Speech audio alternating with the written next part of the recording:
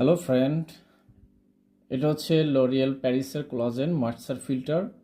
এটার ভেরিয়েন্ট হচ্ছে ইউএসএ।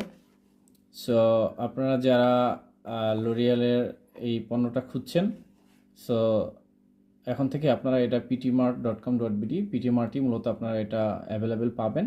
যে কোনো সময় আপনারা আপনাদের পছন্দ মতো টাইমে এটা অর্ডার করতে পারেন আমাদের ptmart.com.bd থেকে।